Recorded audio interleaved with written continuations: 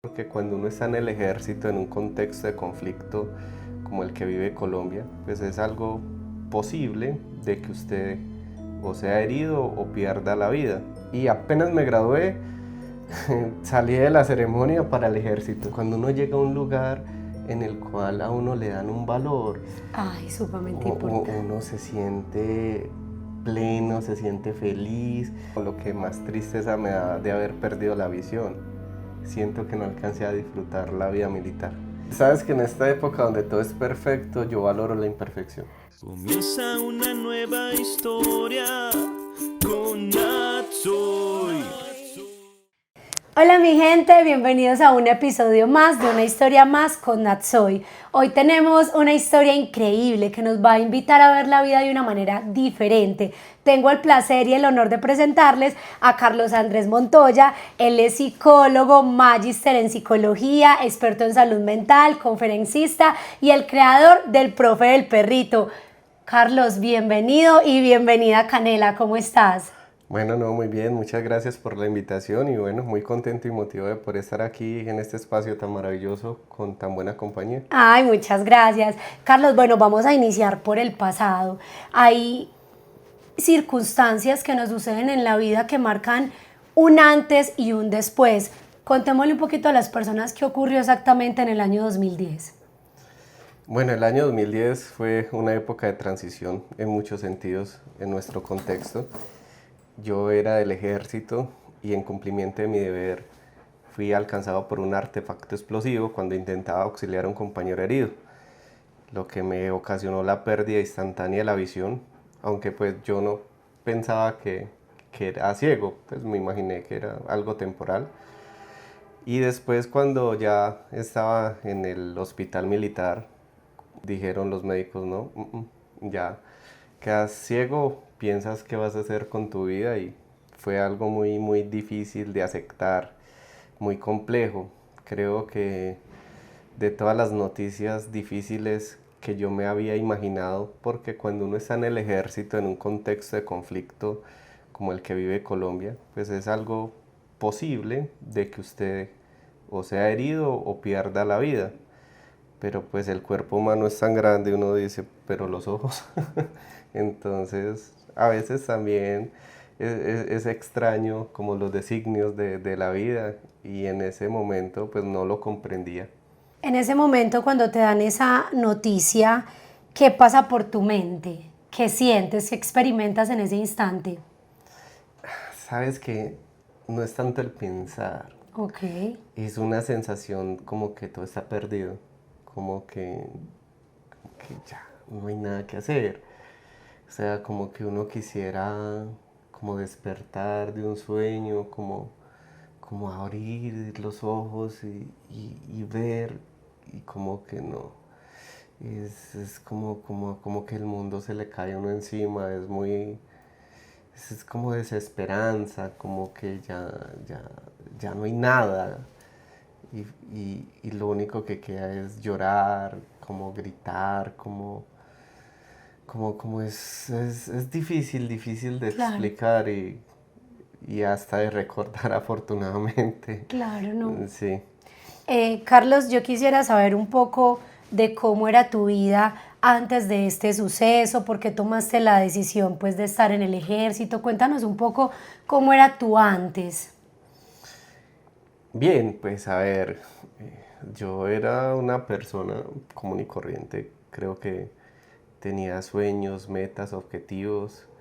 Yo soy oriundo del nordeste antioqueño, hombre campesino, y siempre pues tuve un gran sentido de pertenencia y un sueño de hacer algo por mi país. Lo que pasa es que en mi infancia pues el territorio pues era prácticamente invadido por grupos armados y era complejo.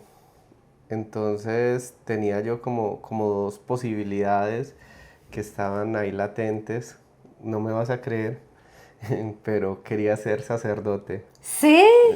Sí, era sacerdote o soldado, estaban los dos. ¡Wow! ¡Qué contraste!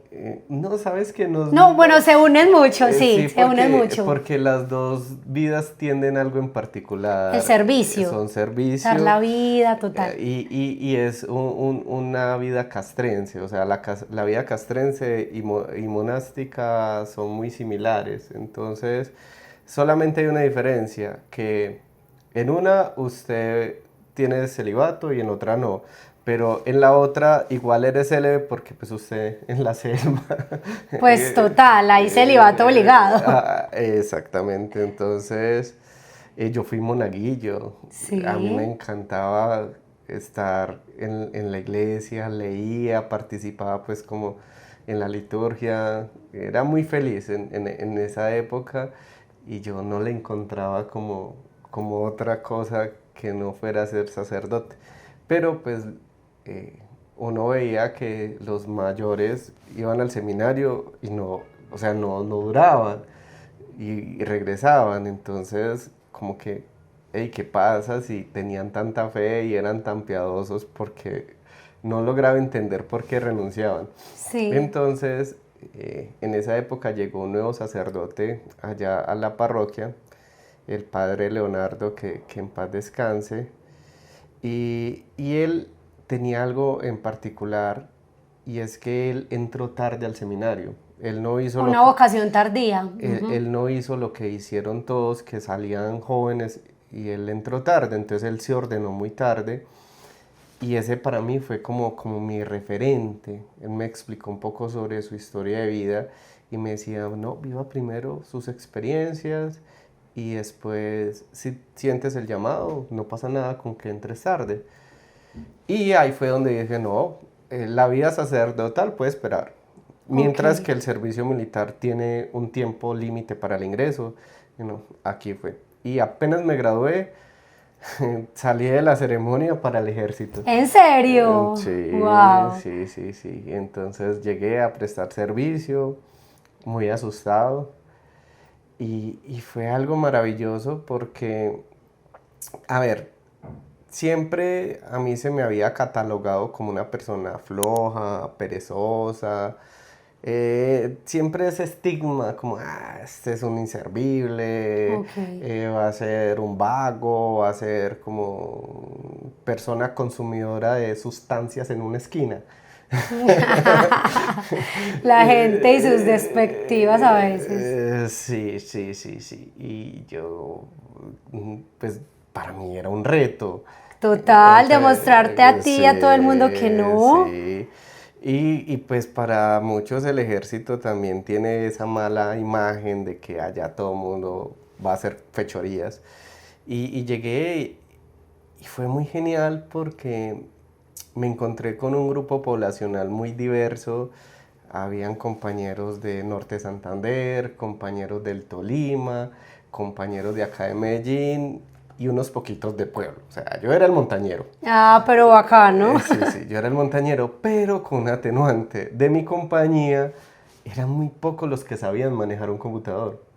O sea, ni siquiera eran bachilleres, porque casualmente, no sé qué pasa en este país, pero son muy pocos las personas que sean bachilleras que quieren ir al ejército. Entonces, como yo sabía manejar computador, era como alguien muy valioso. Se cambiaron los papeles. Sí, y ese es el gancho. O sea, cuando uno llega a un lugar en el cual a uno le dan un valor, Sumamente importante. uno se siente pleno, se siente feliz. O sea, a mí me encantaba que lo que yo hacía era reconocido y tenía un impacto. Y no es como que yo fuera el típico engreído, pues como que... No, yo sí sé manejar Windows, no. Entonces no, algo era que yo no le sacaba el cuerpo a los entrenamientos por estar pegado del computador. Es más, yo tenía sobrecarga porque la compañía estaba en su entrenamiento, tipo 10, 12 de la noche, se terminaba y ahí llegaba yo y cogía el computador de 12 a 4 de la mañana. Entonces tenía doble exigencia y mis compañeros también como veían eso, o sea, como que eso no es tan chévere ser el que maneja el computador, así menos quería manejar el computador. Y llegó el momento en que juramos bandera y entonces ahí pasaba en ese momento como que una destinación como para delegar a las personas, a las dependencias. Sí. Y todas las dependencias querían estar conmigo. Y yo sí le dije directamente a mi comandante de compañía, a mi capitán Sáenz, que yo no vine al ejército a estar en una oficina. Pues porque eso lo pasa uno en cualquier parte. Yo vine al ejército a vivir la experiencia y a estar en territorio. Entonces él como que respetó, sabe que dicen que en el ejército son autoritarios y ese es, él respetó mi opinión y dijo, no, si usted quiere, hágale. Pero no me mandaron para territorio, sino que me nombraron dragoneante, que es como un mando un mando muy, muy, muy bajo, pero tiene unos niveles diferentes, un soldado distinguido. Y yo recibí la otra compañía, ya experimenté lo que era tener un poquito de mando de tropa y cuando ya terminamos el entrenamiento con ellos, sí, vamos para territorio. Y fue algo muy curioso porque entramos al sur de Bolívar en unas condiciones terribles. Caminábamos todo el día y en la noche yo era en un palo llorando. ¡Ay, está en mi computador! ¿Yo qué hago por acá? Como que esa oscuridad, esa selva. Espesa. Uno navegando en tanta incertidumbre, los zancudos, los bichos. Y como que no. Y era muy chistoso porque... no era pues lo que quería. Entonces, ahora porque está llorando. Pero ya con el pasar del tiempo, uno es un animal de costumbres. Igual yo era campesino, yo conocía la selva, sabía cómo era estar allá. Entonces me adapté muy rápido y ya dije, cuando estaba finalizando el servicio, de que era muy corto el tiempo para todo lo que quería vivir. Y fue ahí cuando tomé la decisión, también apoyado por mis comandantes, de poder continuar. Y ya hice curso para quedarme ya como profesional. Fue algo pues muy bonito, que también ese es como lo que más tristeza me da de haber perdido la visión. Siento que no alcancé a disfrutar la vida militar. Siento que fue muy rápido, que... ¿Cuánto tiempo llevabas? 5 años. 5 años. Sí, sí, fue muy rápido, no es que no lo dijeron, de saber de que se me haya acabado la vida militar tan rápido y de una forma tan extraña. Entonces... ¿Tú recuerdas ese suceso? ¿Perdiste otros compañeros? Sí. Pues digamos que de los que estábamos juntos yo fui el que salí vivo. Wow. Entonces también es una lectura que uno hace. Bueno, pues en el vaso medio vacío, medio lleno, estar que ciego o muerto, elija.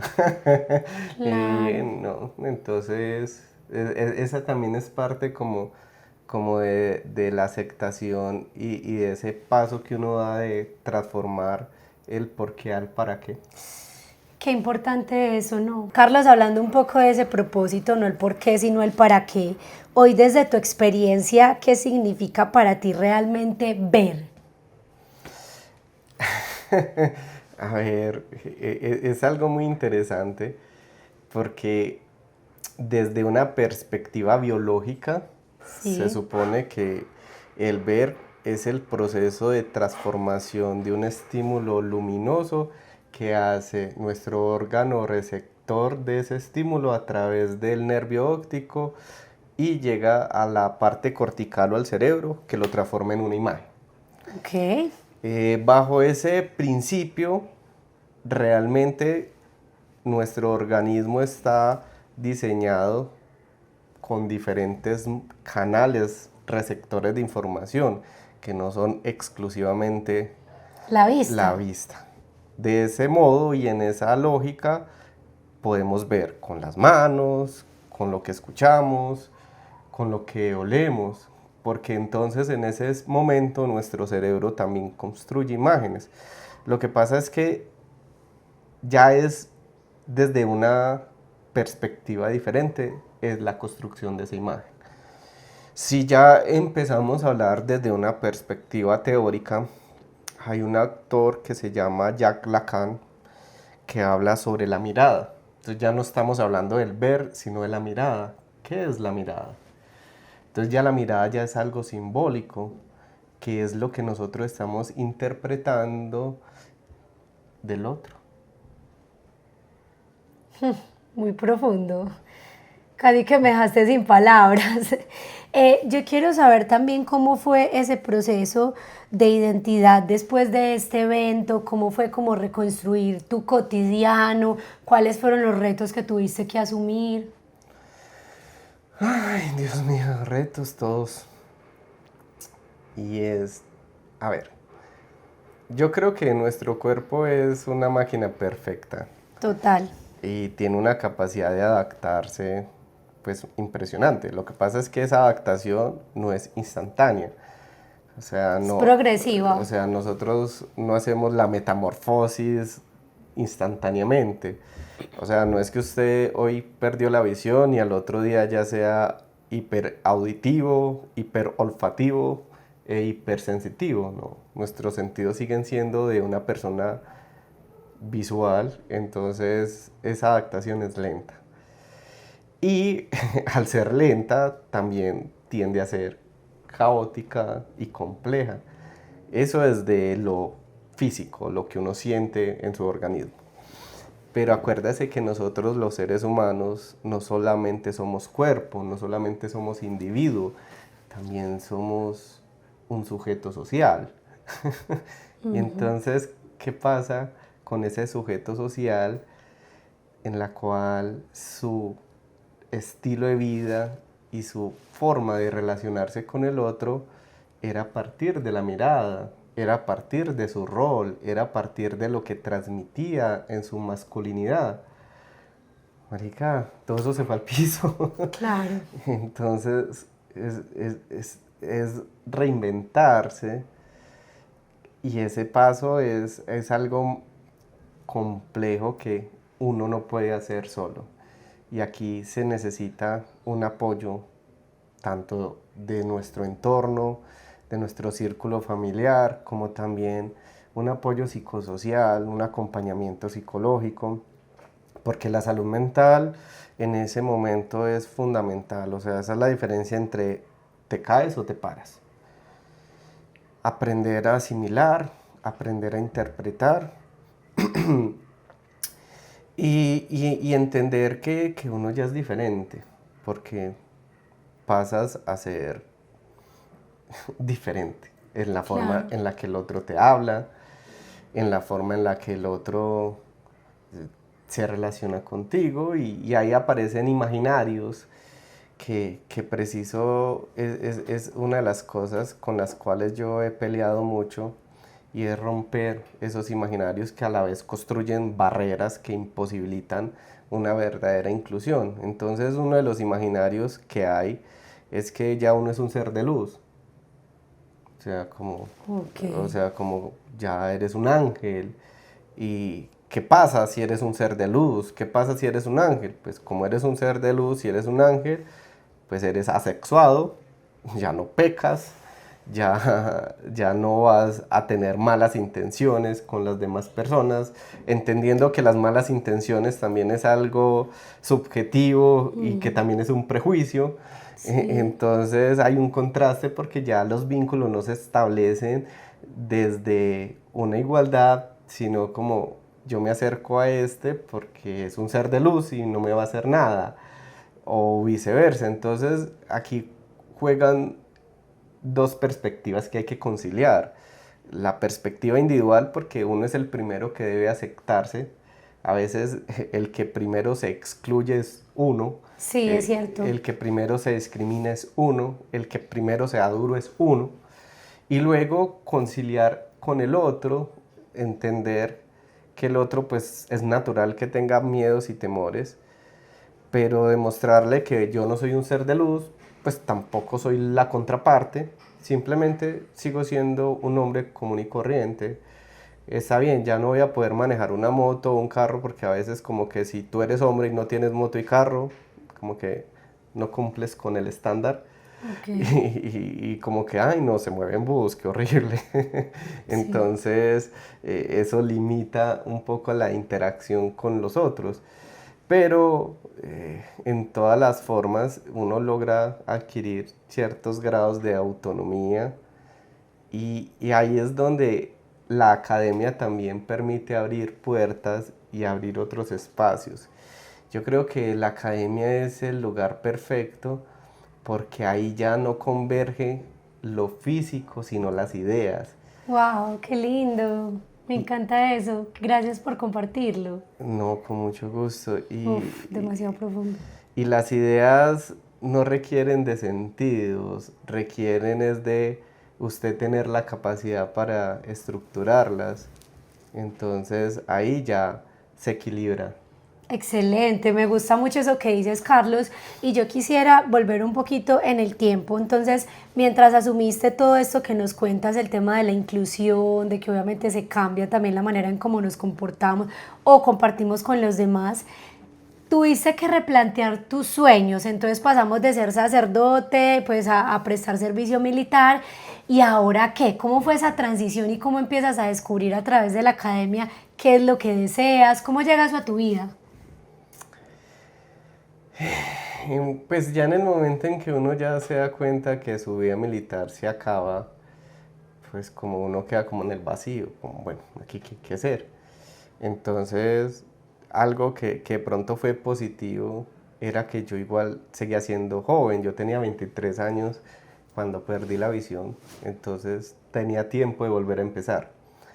Dentro de la institución existe un plan de rehabilitación integral que no es solamente rehabilitar lo físico, sino también todo lo que La parte pues mental, sí, psicológica. y dentro de eso existía la posibilidad de acceder a una profesionalización. Entonces, antes de pues, yo ingresar a la universidad, pues porque yo pues, como que estudio, ¿cierto? Claro. Hice bueno, la oficina psicosocial me aplicó un test vocacional muy interesante. Es muy chistoso porque imagínense lo que sale. Entonces, cuando a mí me hacen el test vocacional, sale sacerdote. Ay, no te puedo creer, mándamelo, yo lo hago, eso está muy exacto. Sí, sacerdote, abogado, Ok. psicólogo y docente. Y bueno, sacerdote no, ya. Ya descartado. Sí, no se puede. Abogado, yo respeto a los abogados, pero no, el derecho no es lo mío. Aunque sabemos que el derecho es transversal a todos los seres humanos, Claro. pero no soy un hombre de leyes. De leyes. Sí. Y me quedaba psicología y docencia. Sí. Y me di cuenta, pues haciendo ahí como un análisis, de que las dos no eran excluyentes. Son como la una lleva a la otra, se compaginan. Sí, entonces, pero para ser docente sí o sí necesitaba tener una base. Y dije, bueno, no, entonces si no voy a hacer una licenciatura, estudiemos psicología. Y ahí fue donde entré a la universidad. Yo soy egresado de la Universidad Pontificia Bolivariana y fue también una experiencia retadora y maravillosa. O sea, si te das cuenta, en mi vida el reto siempre está ahí a la vuelta de la esquina. Ahondemos un poquito en ese reto, en cómo lo asumiste, cuál fue como el detonante principal que dijiste, me está costando. Bueno, integrarme en el grupo, integrarme a un modelo educativo que de pronto no tenía unas bases sobre lo que es la educación inclusiva, apenas estaba empezando como a hablarse sobre inclusión educativa, no había recursos técnicos, básicamente fue ensayo y error. También pues era como la motivación y la iniciativa de los docentes, de los Claro. empleados de la universidad, donde pues se inventaban estrategias pedagógicas para que yo pudiera asimilar los contenidos. Y creo que ahí pues fue algo muy bonito porque encontré docentes con ganas de enseñarme y compañeros que también querían apoyarme. Obviamente uno entendía que los tiempos eran difíciles porque todo el mundo no tiene los mismos tiempos. Y en la biblioteca central, allá habían los chicos que están haciendo las horas sociales del colegio y con ellos se me asignaban pues como unas horas de disponibilidad. Yo iba allá para que ellos me leyeran los textos. Llegó un momento donde ya el volumen era muy alto y me conseguí una grabadora y yo se las dejaba a ellos para que ellos me grabaran los textos Ay, qué bien. y ya yo en mis horas ya en la casa los leía. Así prácticamente fue toda la carrera. Ya en la relación con mis compañeros al principio fue complejo. Eran jóvenes, 16, 17 Claro. años. La psicología es una profesión pues que en su gran mayoría son chicas y sabemos que pues ahí también hay un pequeño choque en el sentido en que yo venía de una vida militar. De pronto mi forma de hablar no era la más adecuada, no era la más correcta, digamos que era un poco rudo, hostil, y pues al hablarle a las chicas pues hería susceptibilidades. No es que de pronto yo fuera grosero o utilizara más palabras, pero como dice el chiste, el tonito. Claro. Entonces, había cierta barrera y yo me sentía muy mal por eso, porque pasé de estar en un espacio donde todo el mundo me quería, donde yo me sentía un ser importante, a un contexto donde era totalmente solo y aislado. Y fue muy duro para mí como ser el bicho raro. Como que yo pasaba y todo el mundo salía corriendo, como, hey, ¿aquí qué pasa? Y ese también fue un proceso de transformación, porque es también como bajar la guardia. Bueno, uno siempre como que le está exigiendo al otro, acépteme, Sí. al otro entiéndame. Sí, ¿y qué estás haciendo para Tú para- facilitar? O sea, ¿qué canales de comunicación o qué puentes estás estableciendo para que el otro también te acepte y te entienda? Claro. Y ahí pues es como, bueno, bajemos la guardia, de pronto revisemos qué estamos haciendo mal. Entendí que de pronto es muy paradójico porque mi tono de voz siempre fue bajo y en el Sí. ejército me obligaron a hablar fuerte. Fuerte. Y cuando por fin pude dominar, que hablaba duro, y ahora bajémosle otra vez. Claro, cambia todo el ritmo, no, mejor dicho. Y bueno, entonces ya como que, bueno, bajémosle, escuchémonos. También hay algo y es que mi rostro es muy expresivo. Eso es lindo. Y sí, es lindo siempre y cuando las expresiones sean acordes a ciertas emociones positivas. Pero Sí, entonces, pero cuando son negativas, sí. entonces cuando todo el mundo ve tu cara así de mala leche, como que no le arrimemos. Y es eso, o sea, oiga, una metamorfosis total para ir como mediando y llegó ya casi a finales de mi carrera que ya logré establecer un grupo de amigos con los cuales compartir y pues la experiencia no fue como American Pie, pero esto los millennials saben de qué estoy hablando. Obvio, pues yo no soy tan millennial, pero yo entendí. Continúa. Pero tampoco fue tan oscura. Ah, interesante. Entonces, ahí ya empezaste pues con todo el tema de la psicología. ¿Y por qué decidiste como enfocarlo? Porque veo que también tienes un magíster pues en psicología, pero también en el tema de salud mental. ¿Por qué ahondar tanto en ese tema? ¿Qué pasaba por tu mente? ¿Por qué tomaste la decisión? ¿Qué sentías que pasaba en la sociedad? Bien, a ver, dentro de nuestros parámetros La ley 1090 indica que uno de los principales principios del psicólogo es la formación continua y la actualización de conocimientos. Y el ejercicio del psicólogo requiere de unos estándares éticos y teóricos muy altos, porque la salud mental no es un juego. O sea, la salud mental no se reduce a un 1, 2, 3, no se reduce a un checklist, no se reduce a dar un consejo. La salud mental es algo complejo, porque lograr entender y dimensionar el malestar subjetivo del otro es muy difícil y necesita un alto nivel de preparación para eso.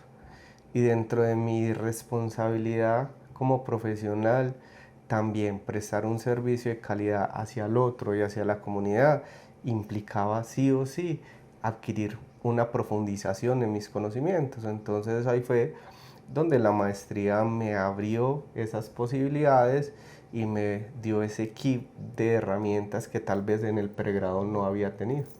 Pues digamos que, ¿cuál es la rama de la psicología que más te gusta? Bueno, yo soy psicólogo clínico. Ok.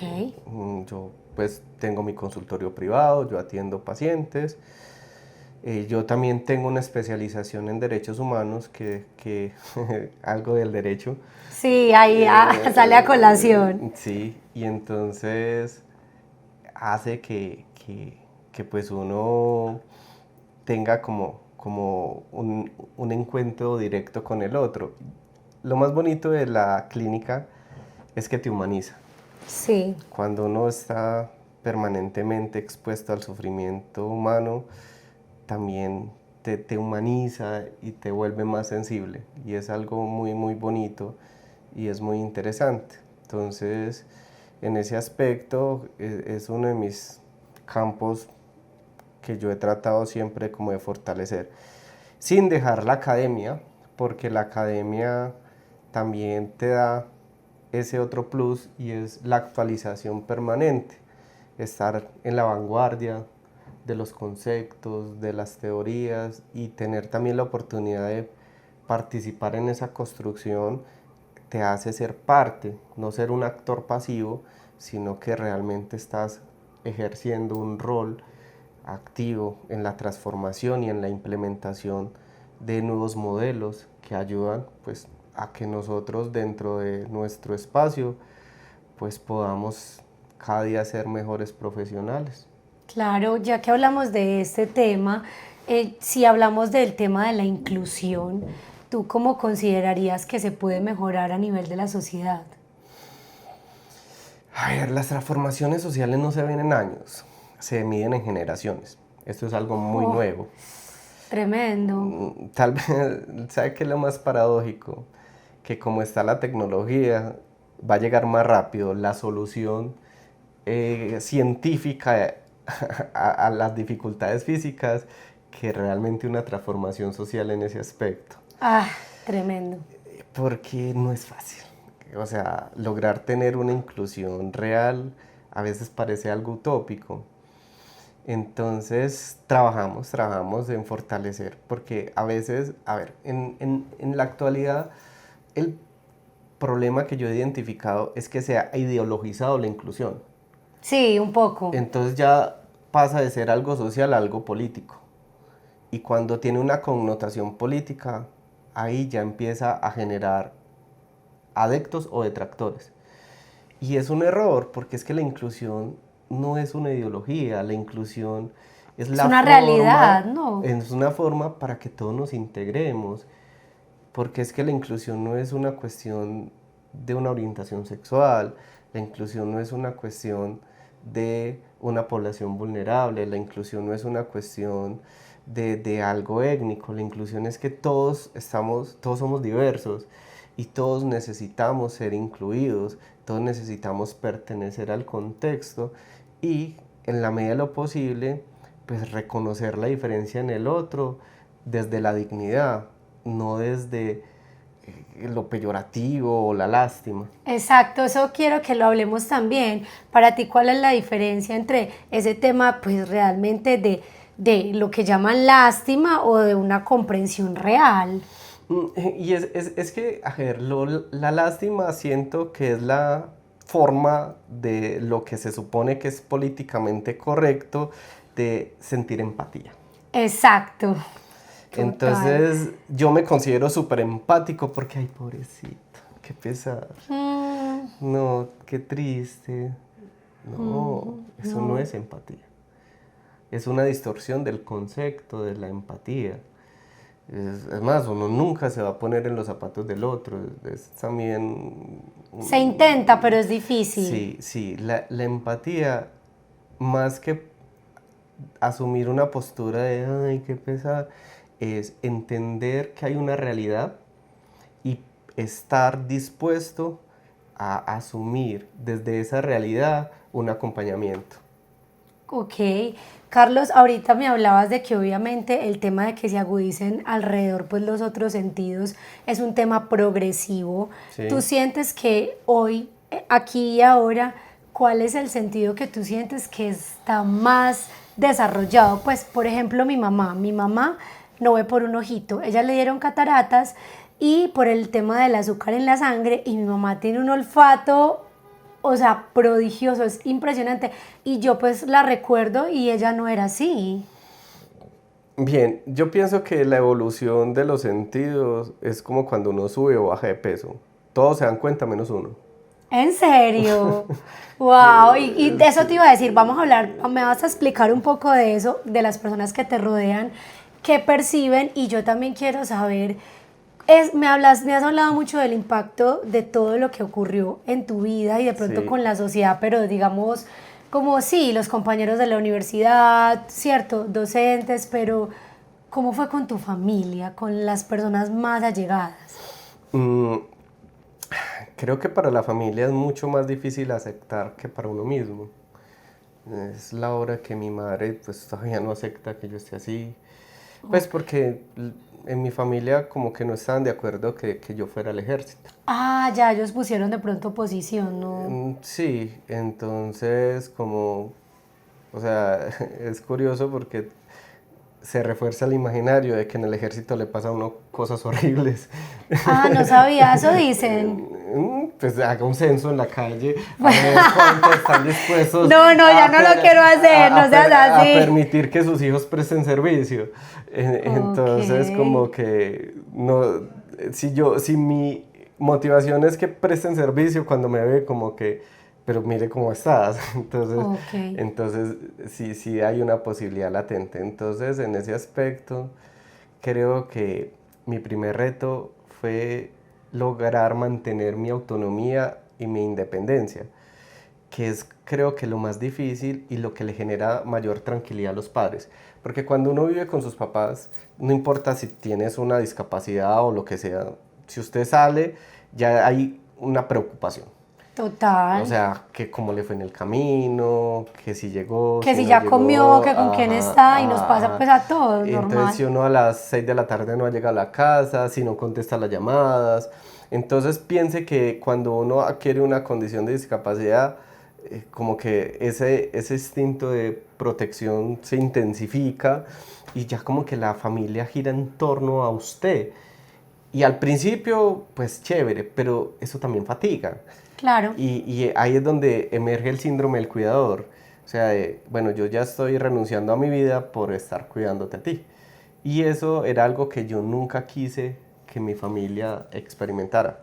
O sea, que mi transición fue lo más rápido posible de estar en mi casa, pero bueno, ya creo que estoy bien, ya, me voy.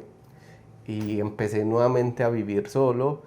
Y eso pues también ayudó a que mi familia se relajara y que mi familia... Aceptara más. Sí, y en este momento pues... es más, ellos ya saben de primera mano de que si no tienen comunicación es porque estoy bien. Ah, Porque las malas noticias... son las que primero llegan. Ajá. Ah, pero súper. Y retomando entonces lo que te preguntaba anteriormente, de que las personas alrededor son las que saben cuál es ese sentido, ¿qué te ha dicho tu familia? Bueno, mi abuelita dice que tengo oído de tísico. Ah, Yo no sé ok. qué es un tísico. Eso dice mi papá con mi mamá. Sí, yo tampoco sé qué es un tísico, dejen en los comentarios. Tísico. Sí, mi papá dice lo mismo, ¿ok? Sí. Y que tengo olfato de perro. Ok, ay, así le decimos a mi mamá que tiene un buen olfato, pero bueno. Ajá. Pero yo no siento ni que escuche más, ni que... Pero sabes que sí he sentido que sí es diferente mi tacto. Yo me siento más Ok. sensible a la hora de... Sí. Sí, en ese aspecto sí siento que he cambiado. En lo demás no he sentido diferencia. Maravilloso. Bueno, ahora hablemos un poquito de Canela. Yo quiero saber si antes de Canela existió otra mascota de compañía. ¿Por qué se da el tema del profe del perrito? Y bueno, incluyamos a Canela en esta conversación. Canela, ven, ven, hermosa. Bueno, Canela es Ven un para perro acá. guía.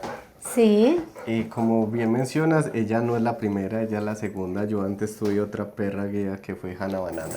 Hannah Banana, ay, qué lindo nombre. Bueno, ¿y cuánto Sí. duraste con Hannah? Con Hannah duré 7 años. Ok. Porque cuando ella me la entregaron, que ya era adulta y empezó a Sí. tener problemas de artrosis en las paticas traseras. Entonces Ok. fue muy triste que ya no podía caminar y necesitaba pues ya descansar. Claro. Y Canela pues lleva ya conmigo 8 años. ¿La adoptaste? ¿Cómo fue el No, proceso? no, en esa época existía una fundación que se llamaba ¿cómo es? Bisnú del Ciprés, una fundación donde adiestraban los perros guías. Esa fundación se acabó, pero en el mundo siguen existiendo lugares que adiestran perros guías, por ejemplo en España, en Estados Unidos, en Argentina y aquí en Colombia. Los adiestradores de esa fundación lo siguen haciendo, pero ya de forma privada, lo que significa que ya hay que asumir el costo Claro. del entrenamiento y del perro. Y algo que hay que entender es que un perro guía no es una mascota. Un perro guía es un animal de servicio, de apoyo en la movilidad. O sea, Canela no es que me esté cuidando, Canela me está permitiendo tener autonomía e independencia en mi movilidad. Wow. Eso es súper importante aclararlo. ¿Y cómo hiciste feeling con ella en el momento de, o te la asignaron, o cómo fue? Bueno, ellos utilizan unas estrategias muy importantes y una de ellas es el adiestramiento bajo unos niveles muy bajos de cercanía. ¿Por qué? Porque los animales, o especialmente los perros, son muy filiales y son muy afectivos. Sí. Entonces ellos no buscaban que el perro se encariñara con ellos, sino que se encariñara con el usuario. Listo. Entonces cuando ella llega a mí, pues llega como todos los perritos, pues como que moviendo la colita y uno pues le contrabandea pues que el salchichón, Sí, que, o sea, uno los compra con la panza. Sí, es cierto. Y una de las recomendaciones es que al menos por un mes ella solo esté conmigo. O sea, que nadie más intervenga en el contacto para que ella pueda establecer un vínculo directo conmigo. Wow. Pero siento que me fue la mano porque ya es solo conmigo. Ella Es no, muy tóxica. Ay, Canela, ¿cómo así? Tiene que compartir a ese amigo, a ese papá. ¿Cómo así, amor? Mírala cómo se hace. ella es muy amable, muy amigable, pero ella no se queda con nadie y no se va con nadie. Ay, mejor, mejor. Cambio perritos que se van, mejor dicho, con el domiciliario ahí mismo. Sí, y digamos que, Le dio pena. que las paradojas de la vida es que a ella le dio cáncer en un ojito. Ay. Y entonces uno dice, pero ¿por qué los ojos? Pero es muy charro porque Claro, sí. el hecho de que haya sido en el ojito también le permitió vivir, porque el cáncer en los animales, al igual que en las personas, es muy asintomático, que solamente toma síntomas cuando usted ya está jodido. Claro. Entonces, al extirparle el tumor, pues perdió el ojito, pero ella se revitalizó totalmente. Entonces, a veces cuando uno sale por la calle, como, ay, también es ciega el perro. Ay, ok. Pero ¿sabes qué? Yo cuando la vi, a mí ni siquiera O sea, ni siquiera pensé eso, ¿sabes? O sea, no se me pasó por la mente, pero claro, pasa. Ajá. Entonces ella no es ciega. Voy a utilizar un término, es que no le he encontrado cuál es el término para alguien que solo tiene un ojo. Mi mami también. Y entonces mi abuelita la dijo, es tuerta. Entonces ella es muy sabia. Dijo, entonces en el mundo de los ciegos el tuerto es el rey. ¡Wow! Ay, no, yo amo a las abuelas porque yo casi no pude compartir con la mía. Sí. Ah, ¿y cuál era, y cómo era la forma de ser de Hannah Banana? Ay, Hannah era una chica ruda. ¿Sí? Sí, pero le encantaba el agua. Entonces, en ese sentido hay contraste. Esta niña no le gusta el agua. No. No, esta parece más un gatico. Cero agua. Entonces, Hannah Banana no podía ver el agua y si no había agua la buscaba. Entonces se metía en las fuentes, en todas partes, era feliz mojándose, vivía como un cerdo empantanada, así, súper sucia. Y era muy independiente. Ella sí se escapaba y me abandonaba. Ay, no te puedo creer. Sí. ¿Sí escucho? Yo en la universidad la soltaba en el salón. Y entonces habían docentes alcahuetas que abrían la puerta y ella se iba. Ay, no, no, Y se no, escapaba y no, no. corría. Ella solo volvía al salón o donde yo estaba si algún guarda la intentaba agarrar. Ahí sí Ay. regresaba donde mí. Sí. ¿Qué? Pero pues era muy buena guía. Es más, o sea, que yo esté aquí intacto es porque estos animales hacen un trabajo maravilloso. Ay, no. Al punto que Amo. cuando uno sale caminando, pues ni siquiera se dan cuenta que uno no ve. Yo por eso hasta dejé de usar gafas, porque cuando uno usa gafas como que dicen, no, salió a pasear el perro. Y, Ah, perfecto, sí. aunque a veces sí me las pongo porque el sol me estorba mucho, Obvio, sí. pero en términos generales y simbólicos trato de que se me vea. Es más, ese también es otra de las transformaciones de que a mí me da pena que se dieran cuenta que no veía. Wow, ¿y cómo fuiste transformando ese sentimiento, esa emoción El tan quitarme fuerte? las gafas también fue una de esas transformaciones y ese fue como ya la aceptación final, como soy ciego y ya, esto no va a cambiar. Ya, Ujú. total. ¿Y cómo surge entonces, ahora sí, el profe del perrito? Hablemos un poquito de este tema de las redes sociales. Bueno, Carlos Andrés, creador de contenido, hace un contenido de mucho valor. Y bueno, hablemosle un poquito a las personas sobre este contenido. Bien, el profe del perrito surge ya, a ver, voy a hablar de dos cosas, el nombre como tal y de por qué surge la idea de crear contenido. Sí, Entonces, primero, ¿por qué surge la idea de crear contenido? A mí siempre, yo como te mencioné antes, no me gusta dejar que otros hagan. A mí me gusta también tener un rol activo y tener una voz, especialmente como para movilizar y sensibilizar a las personas. Como yo no iba a poder estar siempre como aquí compartiendo contigo, entonces yo no podía ser un invitado. Dije, no, yo creo que es la hora de crear mi propio canal. Y para esos días yo tengo una hija, un saludo para mi Gretel, que es el motor de mi vida. ay, un saludo, Sí. hermosa. Ella es un angelito, tiene 2 años, entonces ella no vive conmigo. Y también era la forma de que yo tenía para comunicarme con ella, ya que pues es una plataforma que es abierta al mundo y quiero que ella sepa quién era su papá, Claro, con quién hablaba su papá, en dónde estaba su papá, qué hacía su papá. O sea, que no me conozca solo desde el rol de papá, sino también que me conozca desde mi rol como profesional. Entonces es una forma de doble vía. Primero, pues generar contenido educativo y segundo, pues tener como una especie de bitácora para que ella me conozca, en el caso pues de que uno parta antes de tiempo, claro. que pues esa también es una realidad pues latente que se le despierta a uno cuando es padre, como esa sensación de que se puede ir. Eso, de protección, de qué va a Ujú. pasar con ella. Exactamente, entonces que no es solamente como lo económico, sino que yo también sé la importante que es la figura paterna para una niña.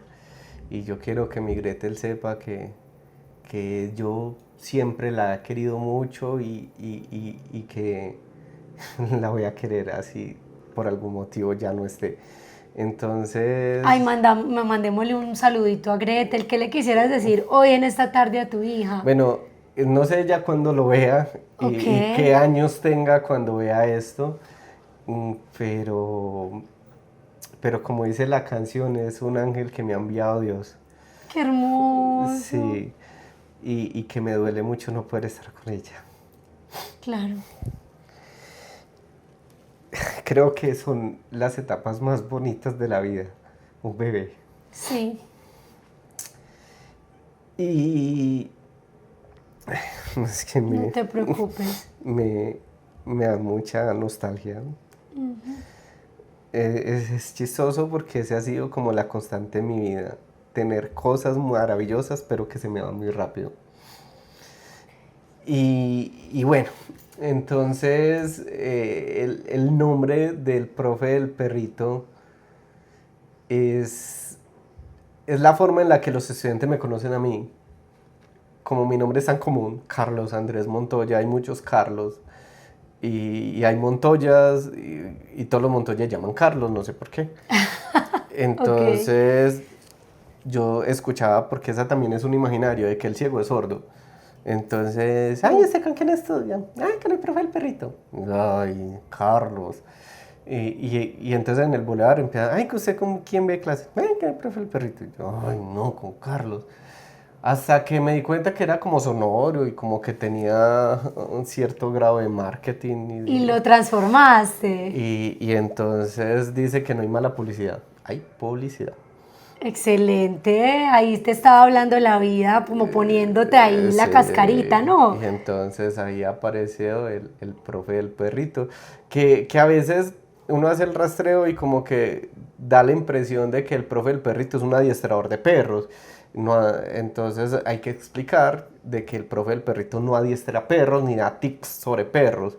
Es un espacio en el cual desmontamos imaginarios alrededor de la inclusión social, la educación inclusiva y la salud mental, a partir de las historias de vida de nuestros invitados, que a veces nos hablan desde su experiencia profesional o desde su experiencia personal. Todos podemos enseñar y creo que en Colombia nuestro nivel de resiliencia es tan alta que todos son pues unos ganadores y todos tienen algo que enseñar. ¿Qué le dirías, Carlos Andrés, a ese Carlos antes de que ocurriera el suceso? O sea, como toda esa transformación que ha ocurrido, ¿crees que sería la misma persona? Han pasado 16 años.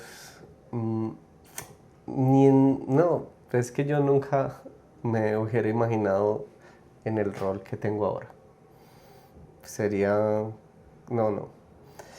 Pues a ver, le diría que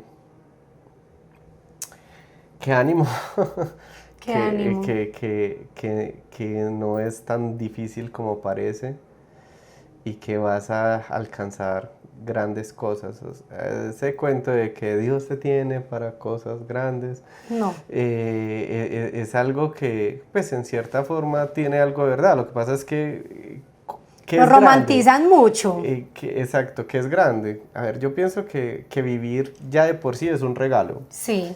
Y yo creo que lo más importante no es tanto la cosa súper rara o extraordinaria que hagas, sino vivir con plenitud y tratar de disfrutar lo que haces. Yo me siento un hombre exitoso, siento que he alcanzado objetivos que en la vida me pudiera haber planteado y que estoy en un nivel muy bueno comparado de pronto en otras situaciones donde no fuera invidente.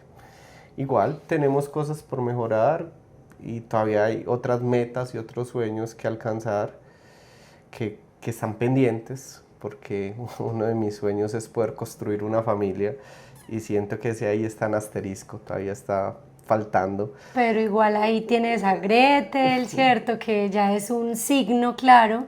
Sí. A veces no es como queremos, ¿cierto? Pero Pues imagínate, eso es algo muy grande. Cuando me contaste eso no lo sabía, como que se me ensanchó el corazón, como que el alma hizo clic, algo lindo.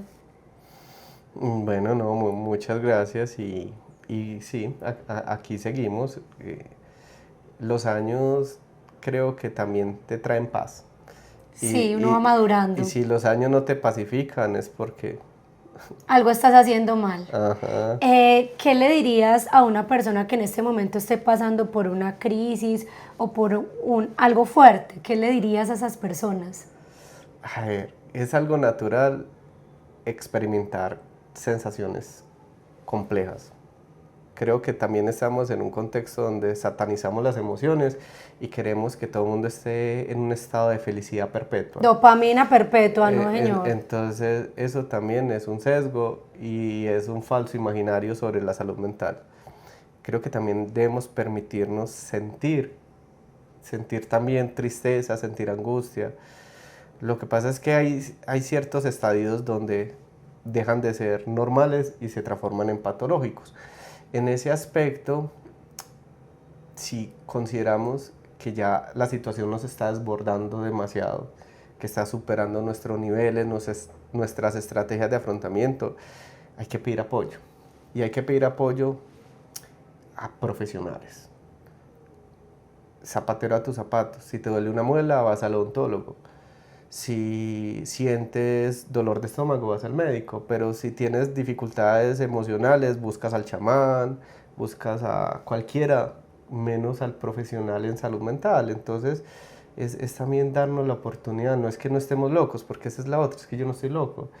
Es que, empezando que es un concepto errado, el poder estar en un espacio seguro es muy transformador y un dispositivo clínico permite transformar ese malestar y esa angustia en una aceptación, Wow. tramitarlo y generar realmente una forma para gestionar desde el autoconocimiento. No, maravilloso. Bueno, no, Carlos, agradecerte, Canela, a ti también, hermosa, por estar aquí con nosotros. Y bueno, esta fue una historia más con Natsoy, en donde cada historia de vida cuenta, inspira, transforma y nos vemos en un próximo episodio. Y bueno, gracias por estar aquí. Nos vemos.